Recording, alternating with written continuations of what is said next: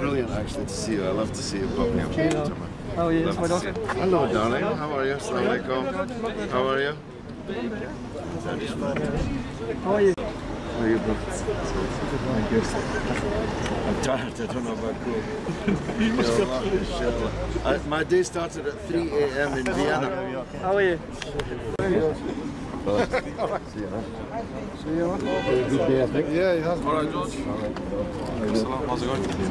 And then George looking gangsterish. Well, we need to do that this time.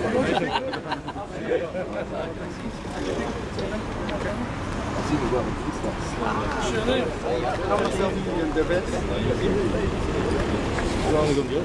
Salam. How are you, Bill? How's things?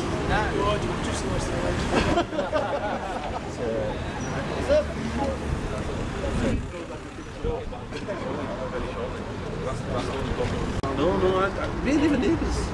We didn't even realise. I suppose it could get kind of in and knock on his door. You're right. Yeah, it's got to call him. What you WhatsApp him?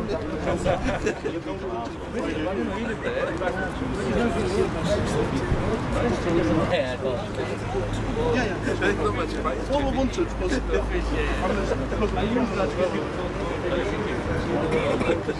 I think Bradford Moor always has the best of it. Not necessarily anything else, but the best of it. Well, they've put a giant banner right opposite the mosque, yeah?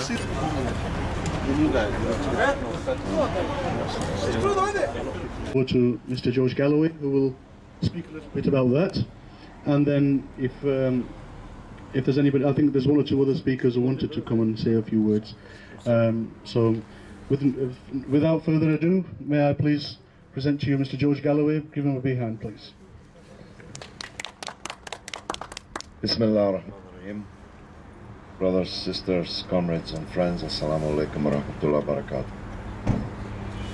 I was here on Monday night in this very mosque talking to some very shocked people, one of whom had been the man who had been in the mosque on Saturday afternoon, exactly 1 week ago almost, to the hour, who had been forced to confront the 10 uniformed fascists who forced their way in here into this mosque and into several other mosques. They boasted 10. We've not been able to identify 10 yet. Don't worry, I don't need it. They've not been able to identify 10, but they boasted that it was 10. They also boasted that they'd done the same thing at the Lord Mayor's house, forcing their way into his house in his absence and terrifying his daughter. So we know they terrified the mayor's daughter, and we know they frightened some old men in some of these mosques that they invaded, which is not the bravest act that any such organization has ever done. It's quite cowardly, actually, but it was the most significant act that any of these organizations have ever done.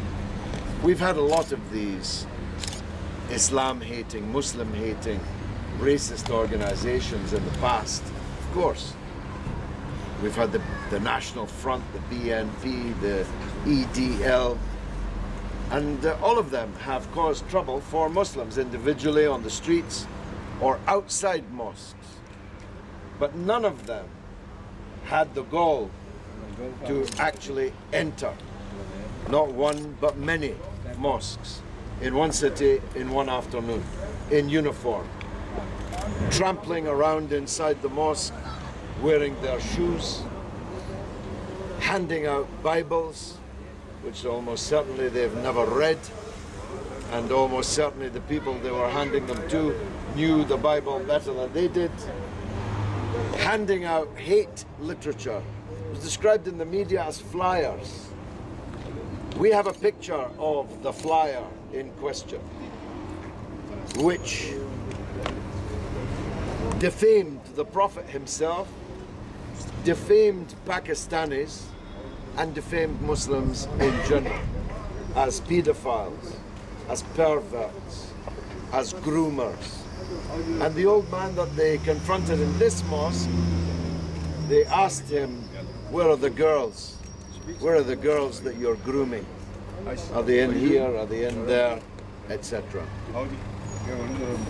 This operation that they pulled was an extremely well organized one. It was done with semi-military precision. They knew what times they were coming. They didn't show up at Jummah to be confronted by 4, 5, 6, 7, 800 people. No, they chose their times very carefully. They arrived in 2 motor cars, which they parked side by side like a kind of police raid. The woman opened the doors, took the pictures, took the videos, and the men rushed in. And indeed the same thing, same drill when they were leaving. Now, this is a significant development in the tactics of these far-right racist organizations.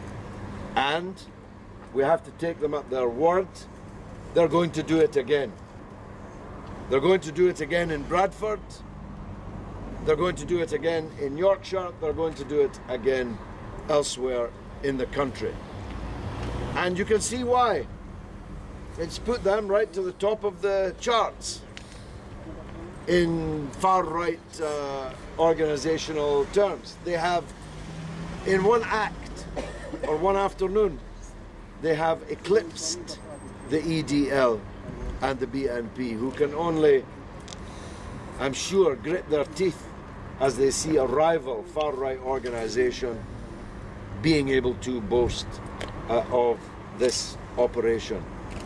So we're clearly dealing with potentially dangerous people because they are a breakaway from the EDL, a breakaway from the BNP, who've left these 2 organizations because they say these 2 organizations are not extreme enough for them, are not confronting Islam and Muslims sharply enough for their liking. We know that they have very close links with Ulster loyalists in the north of Ireland, which means potentially they have access to weapons rather obviously and easily. We know that they know the shock value of what they did. So there is every reason to believe that they will be back.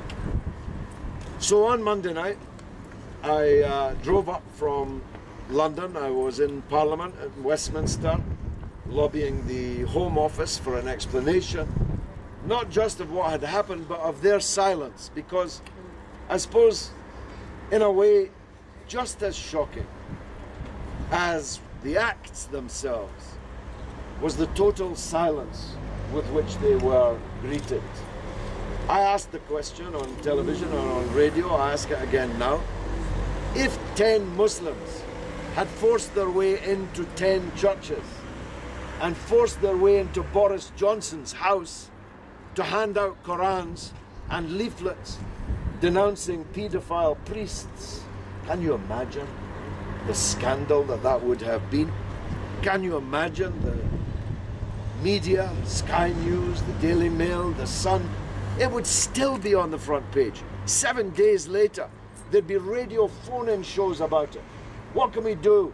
Can we deport them? Can we take their passports? Are they really British? It would have been a major, maybe the major, national media story. Shafiq Bai's in the media. I'm sure after I've spoken he'll confirm that. It would have been really big news. But in this case it was no news at all. None at all. And not only did the media ignore it, the politicians ignored it. The people who represent the people who use the mosques were absolutely silent.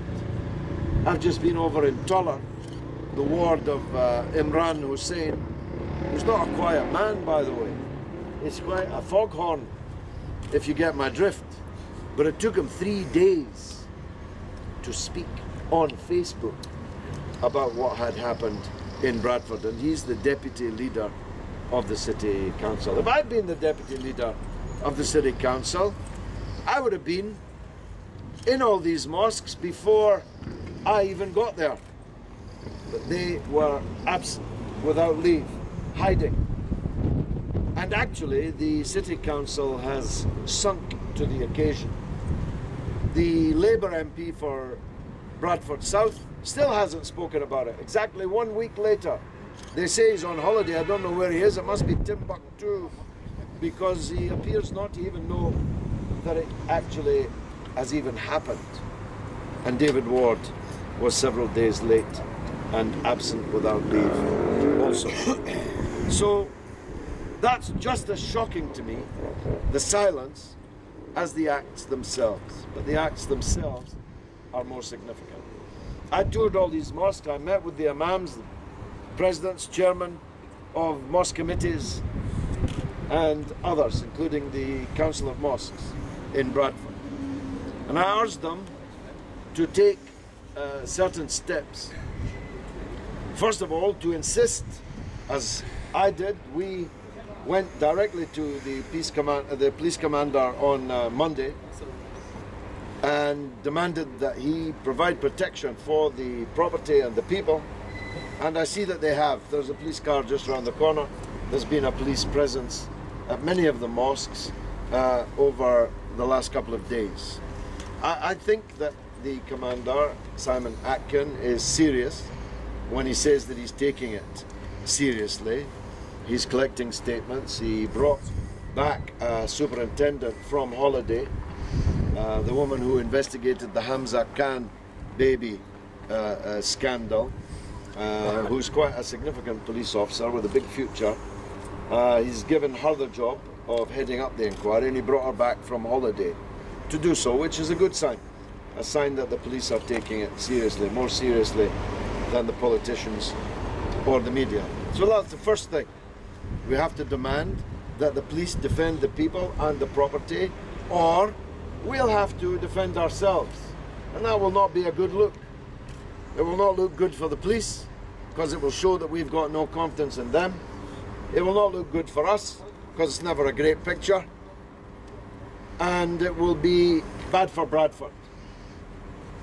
But of course, if they don't protect us, we have to protect ourselves.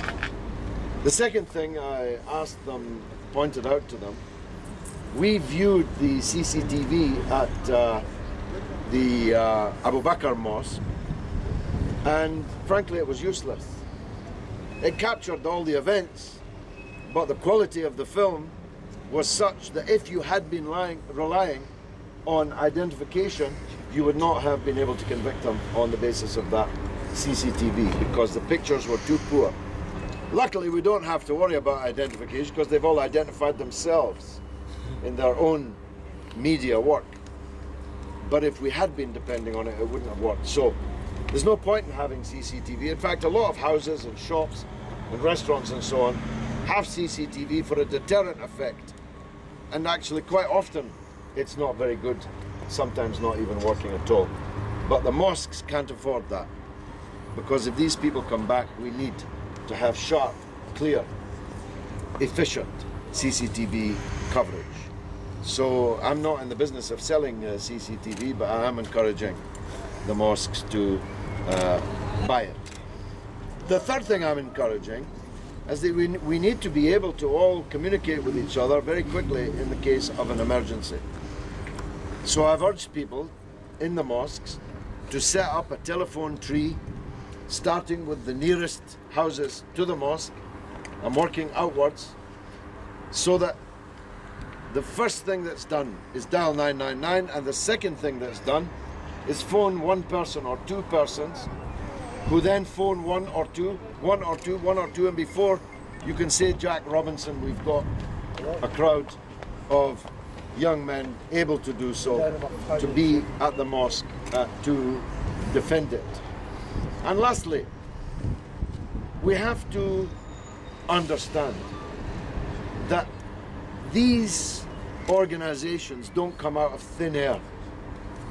They're coming out of a gale of Islamophobia that the media is generating, and the political class, especially in the run-up to an election, is generating. When Nigel Farage speaks, or when the Tories echo Farage, and Labour and the Liberal Democrats mildly echo them, all of that is poisoning the atmosphere against immigrants, and particularly you, Muslims, who of course mostly are not immigrants at all. But that's not what they mean when they say immigrants. They mean people who are your colour rather than mine. The media, for 2 weeks before this event, has been absolutely infatuated with the question of halal chicken in Subway sandwiches. If you Google it, you'll see acres of coverage on this subject. And it's no coincidence that these thugs who attacked the mosques also attacked the Subway here in Bradford. Attacked a sandwich shop because it might be selling halal chicken sandwiches. So this atmosphere of hatred, fear, loathing of Muslims, even though it's totally illogical, I mean, this infatuation with grooming that they have. Some of them look like they should be at the barber doing a bit of grooming themselves, by the way. But this infatuation with grooming, of course, flies in the face of the fact that the vast majority of grooming and paedophilia cases in Britain involve such well-known Muslims as Jimmy Mohammed Saville, Stuart Abdul Hall, Max, Hamza, Clifford, and so on.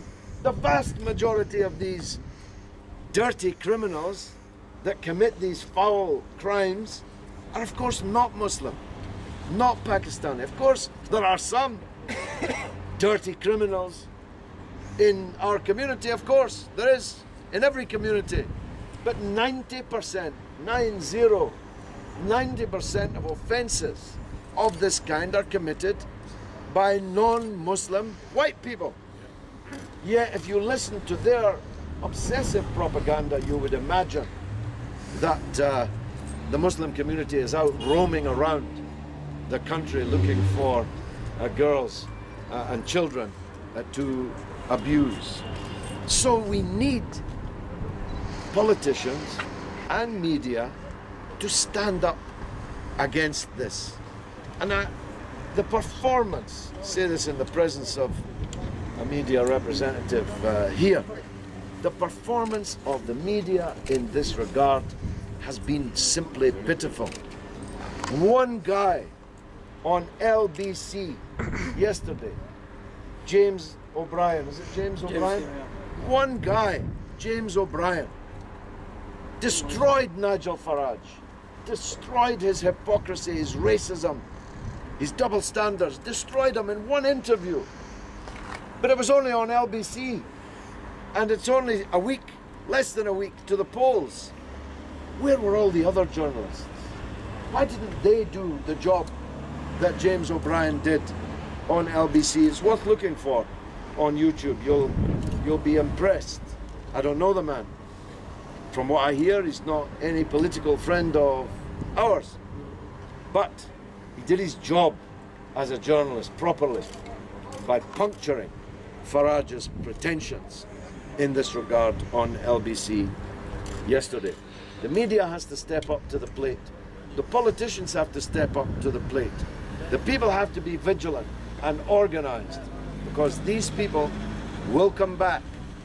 And when they come back, God forbid, they may do things worse than the things they did last Saturday afternoon, and then we'll really have a problem. This is the 25th anniversary coming up of the Salman Rushdie so-called riots in Bradford. We don't want people to remember that. We don't want these pictures back out again. We don't want a repeat. And we are determined that this issue should not be made bigger than it is, but equally that it cannot be made smaller than it is. It is an important new development, and we can't ignore it. We have to organise ourselves to protect the places and the people that are precious to us against it. Wassalamu alaikum. Thank you very much. Thank you very much, George. I just want to add one thing to that. Everything that needed to be said, George has said very eloquently. But these racist bigots who come into our city, they come with one purpose, and that's to divide us into different sections. Now, I've been campaigning as a candidate in this ward for respect. I've been campaigning in this ward for several weeks now, and it's become very clear to me that one thing that everybody here asks about is, where are you from? What's your background? Where was your dad from? Where was your grandfather from? Are you a Jat? Are you Chaudhry? Are you this? Are you that? And that's something is abhorrent.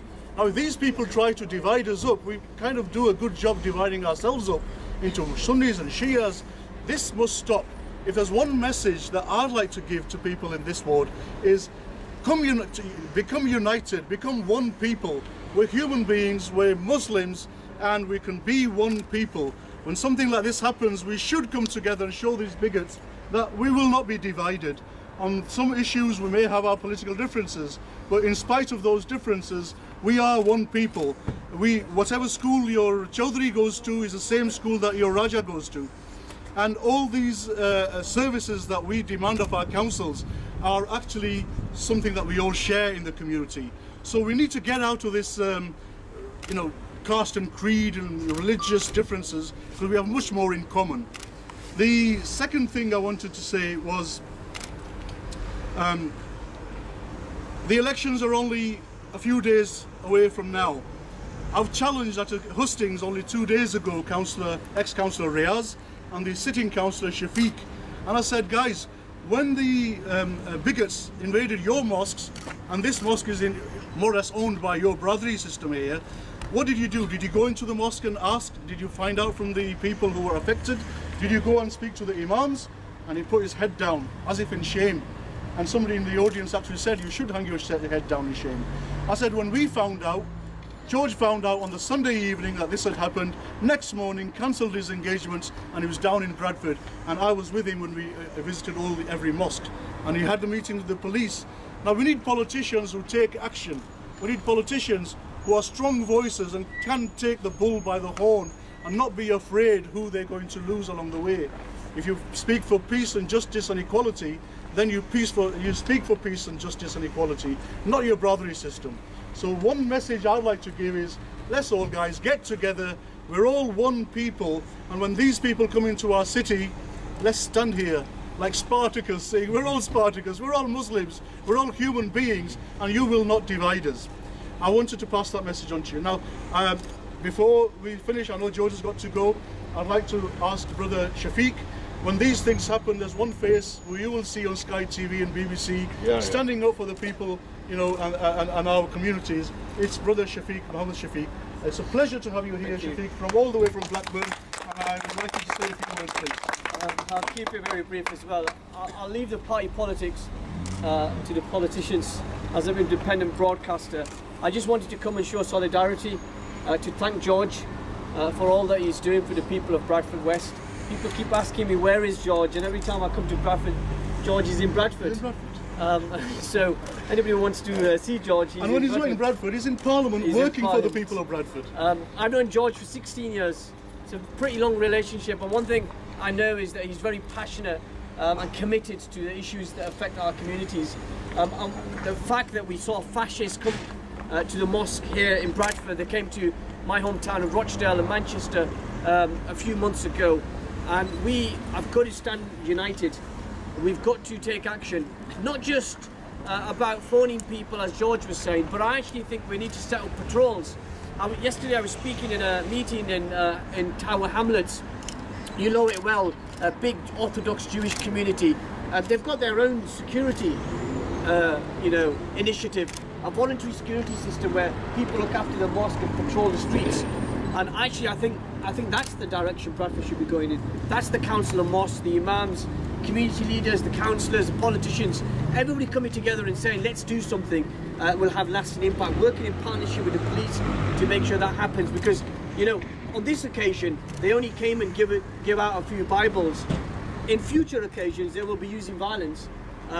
They've threatened violence and they'll be using violence. We've talked about the issue of grooming. We condemn it as Muslims. The people who do such crimes don't do so in our name. Well, we've confronted this issue. I'm single-handedly speaking out about this on many occasions, and I do that because we believe we have to give a strong voice. But as George said, 87% of sexual offences against children committed in this country are committed by white men. It doesn't mean that we hold the whole of white society responsible.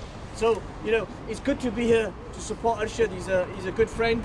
But I think the important thing is we've got to unite.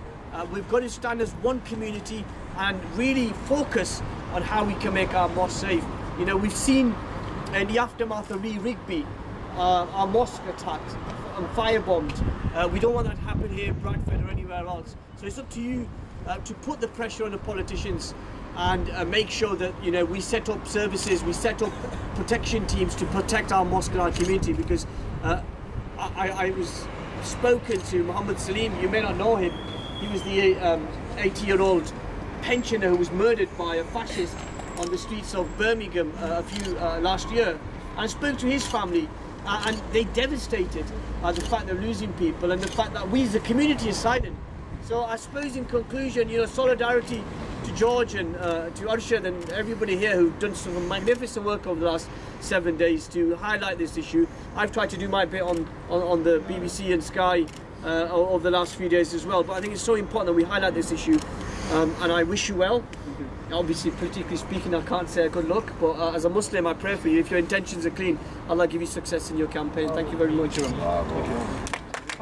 is I was speaking to an elderly gentleman who was having a Bible pushed into his hand and being told, why don't you stop grooming? Why don't you stop grooming? Why don't you? As if he was grooming people. You know, he was in the mosque trying to worship Allah, you know, pray. No Muslim agrees with grooming. No human being of any religion will agree with grooming. It's a terrible thing to do, and we must all stand in solidarity against those that do it. And if you're going to give a Bible to a Muslim, he's probably going to do what? Kiss it? Because he believes in the Bible, it's his holy book. So they failed on those counts there. They tried to create trouble, they tried to create divisive policies here, tried to fight one against the other. We didn't rise to that. And if they do come again, as George said, we've got to be prepared. They probably will come down again, but we've got to be prepared in a non-violence way. Let the police deal with it. If the police fail, then we have a duty to protect our places of worship, our places of accommodation and our streets, and our communities. But first of all, it's the duty of the police and the councillors, who pretty much do nothing except turn up after 5 years and ask for votes. And I've got a hosting, next couple of days with the two blokes from this area, and I'm going to hold them to account. We're going to ask them hard, tough questions there. And normally, going by the hostings I had with them already, they'll have nothing to say. Nothing to say. Why did they say twice? I don't get it. Sorry? Why did they say twice? Because they did nothing. And I asked them a direct question. I said, what did you do? And both of them hummed their head down. They did nothing. And then the audience spoke up and they said they have done nothing. Oh, sorry, why did they do nothing? All the council is just like... Well, why did they do nothing? I think that's a better question than it at first appears, because I genuinely don't know the answer to that. I did say to you, if it was me, I would have seized that moment. Yeah. If I'd been one of the council leaders in this city facing the threat that they face from us, I would have been second place to no man on this question. I would have immediately left the city chambers, gone to every mosque. I'd have been immediately demanding that the Home Secretary speak up. I'd be demanding that the police, frankly, have a slightly better presence than they have even at this mosque, which was attacked a week ago. It's just as well that these people haven't come back today, because the police have gone. I would have, as a political figure myself, I would have spoken out loud and long. Why they did not, I really genuinely don't understand it, except that they are so poor. The leadership in Bradford is so weak, so poor, that perhaps they are just not capable of finding the words and finding the spirit to express those words. Maybe they're just puppets rather than leaders. Well, Well, we had Gazanfar Khalid, ex-Lord Mayor. He's a councillor, sitting councillor, did nothing. Yeah? Shafiq has been a councillor for, what, 3 times? Did nothing. Riaz, the Lib Dem guy, been a councillor several times, but did nothing. Makes sense. Our deputy leader of the council, Imran Hussain, did nothing until 3 days later when he already heard that this man did. And Imran Hussein's father has the gall to stand and say he's a blot on the name of Muslims, when he was the only one who came from London and defended the Muslim community. So they're there just by the backing of their families. They're there because the brotherly system supports them. That's it. My point earlier on, if we can leaders. change the brotherly system, we can change the politics in Bradford, because then we can stand for principles and something, a vision and some things that we stand for. But if I'm asking, knocking on people's doors, say, where are you from? Are you Bais? All right, then I'll support you then. Are you Chaudhry? Well, are you this? Still going on, eh? It still goes on, unfortunately. It's shameful, shameful thing. They use a mosque, don't they? yes. I gate crashed a closed meeting yesterday in Abu Bakr Mosque. Dave Green was present, Dave Ward was present, Shafiq was present, I don't think Riaz was present, but all the imams, all the political leaders so-called, Imran Hussain was also there. Every single one of them was sat there praising each other about what they'd done. Mutual respect society. They're all praising each other. I don't think you was invited, George. I wasn't invited, no. Yeah. It's not my constituency here, but that didn't stop me coming here first. Yeah. And so they were all there praising each other. Not one of them mentioned George's name, who rose to the occasion, who was leading, spearheading the whole campaign. Not one of them mentioned him. They were too busy praising each other all this time. That's very funny. There's something they want to say. They don't want to bring up, do they? Yeah. Dave Ward started mumbling. He mumbled on for about 2 minutes and I couldn't take it no more, so I had to leave. I understand. But maybe it was his resignation. Any other questions? Councillor Shafiq tried to take credit at the hosting of the day for Westfield being built. Yeah. Until I don't lose my rag very often, but I actually lost it with him. In his own way, we did, the Westfield is now this building. I said, hang on, mate, stop there one moment. 8 years you sat in your seat taking the salary and we did nothing. And then when we get elected, we have a respect party come to town. And the building is now halfway built, right? Westfield isn't a hole in the the centre of the city anymore. Something is happening. So stop taking credit. These people are opportunists, and we vote for them. It's our fault for voting for these people because we use the brotherly system. We use that. It's time for us to end that. Now, thank you very much, brothers. I know.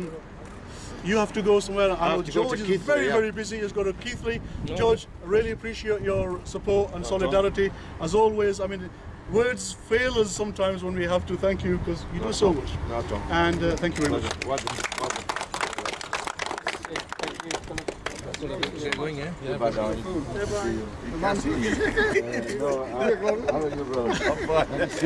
He needs to grow. Driving my car. Yeah, that's nice. I'm fine, thank you. Yourself? Okay.